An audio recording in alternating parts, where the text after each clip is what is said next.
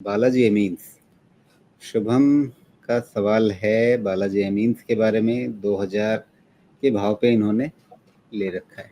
Invested 25% इन Balaji amines. अभी 25% किस चीज़ का?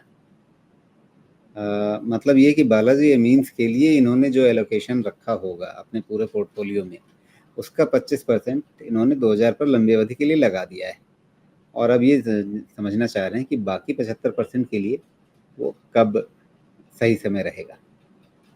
देखिए, अभी के रिजल्ट के बाद जो रिपोर्ट्स आए बालाजी एमीन्स के लिए, वो तो थोड़े पॉजिटिव ही सुनने को मिले।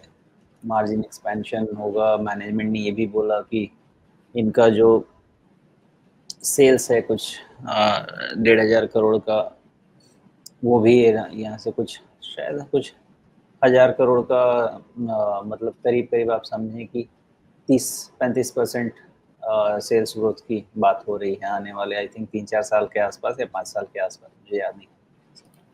मार्जिन इंप्रूवमेंट की बात हो रही है, तो मैं तो मैनेजमेंट की ही बात सुनूंगा। अगर ऐसा हो जाता है तो मे भी बालाजी एमीन्स का फिर से अच्छा दिन आए। लेकिन क्या ड्राइव करेगा, क्या नहीं ड्राइव करेगा, ये तो क्वेश्चन मार्क है। आप देख ही रहे हैं, क्योंकि अभी भी उतना जो डिमांड दिखना चाहिए वो केमिकल सेक्टर में दिख तो नहीं रहा है। हैविंग सेड दैट, आपने ये सेक्टर ऐसा है कि इस पे मेरा व्यू अभी भी वैसा कुछ पॉजिटिव बन नहीं पा रहा है। हो सकता है कि लंबा कंसोलिडेशन चले यहाँ पे, डिमांड रिवाइवल। हालांकि कुछ एक कंपनीज के रिजल्ट अच्छे आए हैं। बालाजी का भी थोड़ा ठीक ठाक है। कितना इनका ग्रोथ हुआ था बालाजी का, नहीं अभी नहीं आया है ना। लास्ट क्वार्टर तो इनका कुछ डी ग्रोथ ही है। ये क्वार्टर का रिजल्ट अपडेटेड तो नहीं दिख रहा है, लेकिन मैनेजमेंट के जो प्लान्स हैं वो तो कह रहे हैं कि यहाँ से बेहतर हो सकते हैं।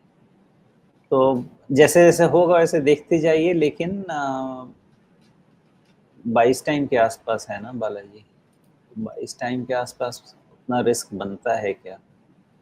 22 टाइम्स का प्राइस अर्निंग हो गया, तो रिस्क कितना हो सकता है इसमें? नहीं, देखिए यहाँ से ज़्यादा से ज़्यादा रखा जाए तो 10% का डाउन साइड रखा जा सकता है रिस्क स्टैंड पॉइंट से। तो अभी का प्राइस है करीब करीब 1260 के आसपास का। फंडामेंटली है कि मैनेजमेंट की बात सुने तो थोड़ी पॉजिटिविटी लगती है, लेकिन रिजल्ट इस बारी का जब तक देख नहीं लिया जाए तब तक आगे व्यू बनाना थोड़ा सा मुश्किल है। मान लेते हैं कि रिजल्ट छोड़ ही देते हैं, एक प्लेन व्यू बनाते हैं। तो प्लेन व्यू ऐसा है कि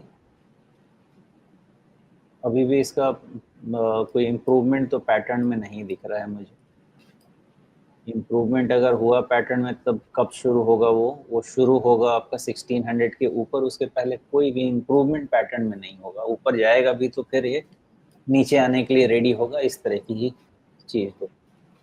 1600 के ऊपर में अगर गया तो फिर वो रिजल्ट ड्रिवन मूवमेंट ही होगा, अदरवाइज वो नहीं हो सकता है। ये बिल्कुल क्लियर है, यहाँ पे मुझे दिख रहा है। कुछ एक्यूमुलेशंस विजिबल हैं, लेकिन वो एक्यूमुलेशंस का फायदा तभी मिलेगा जब रिजल्ट में टर्न अराउंड होगा, नहीं तो फाइनली वो भी कभी सप्लाई में कन्वर्ट और वो और लीथल हो जाएगा। तो बालाजी एमीन्स का पहला तो रिजल्ट का वेट कीजिए और सुनिए कि क्या नोट में आता है मैनेजमेंट के। और दूसरा 1600 का वेट जरूर करना चाहिए कि उसके पहले कोई व्यू लेना मेरे से पॉसिबल नहीं। जी, अब इन्होंने जिस तरीके से काम किया है 2000 के आसपास, इन्होंने देखा कि शायद एक लॉन्ग टर्म सपोर्ट बन रहा है 2000-1900 के बीच में, तो 2000 के आसपास इन्होंने इस शेयर में जितना लगाने का सोचा था उसका 25% लगा दिया। अब वहाँ से घट करके ये आ गया है 1200-1300 के बीच में। अच्छा खासा नुकसान यहाँ पे उस 25% वाले इन्वेस्टमेंट पे है। तो क्या अगर यहाँ पे अभी ये 1261 पर है, थोड़ा सा पैसा और लगा दें तो इनकी एवरेज प्राइस कम हो जाएगी? देखिए क्या ये ऐसा अगला 25%, अगर ये 4 टुकड़ों में लगाने की सोच रहे हैं, 25% 2000 पे लगाया है, तो क्या अगला 25% यहाँ पे लगाया जा सकता है? ये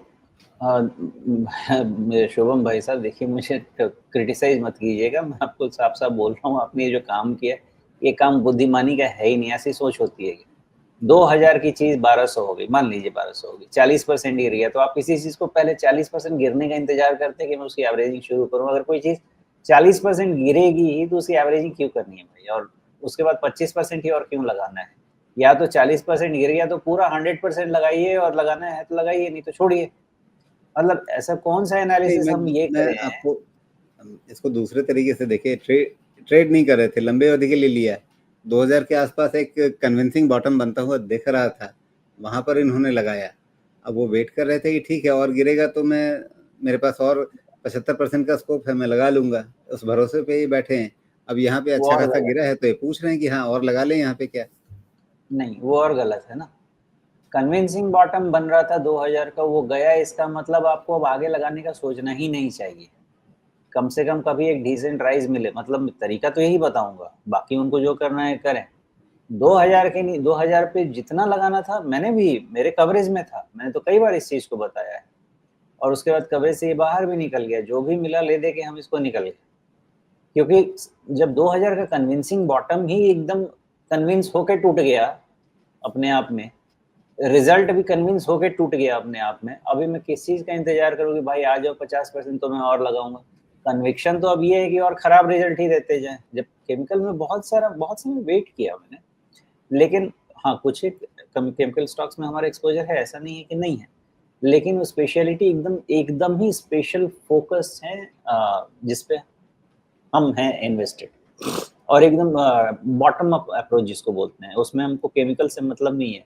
वो केमिकल में है वो एक अलग बात है, लेकिन वहां पे कंपनी की अपनी मेहनत है, वो बात है। एनीवेज, 40% गिरने के बाद में देखिए राजीव जी, कोई भी चीज हम खरीदते हैं ना तो मैक्सिमम हम सोचते हैं कि 20-25% तक ही हम एवरेज कर सकते हैं। जो चीज 20-30% मान सकता हूँ, अगर स्मॉल कैप है तो 30% तो ऐसे ही दर दर दर गिर जाता है। मान सकते हैं कि 25-30% तक का हम रख सकते हैं। वहां पे भी नहीं रुके तो फिर जितना लिया है या तो उसको वैसे ही रहने दीजिए, और अब सोचना ये चाहिए, मैं जैसे सोचता हूँ इतना ही रहने देंगे, जो दे दिया दे दिया। तो बोलते हैं ना कि don't throw good money after bad, तो गलत नहीं बोलते हैं, वो सही बोलते हैं।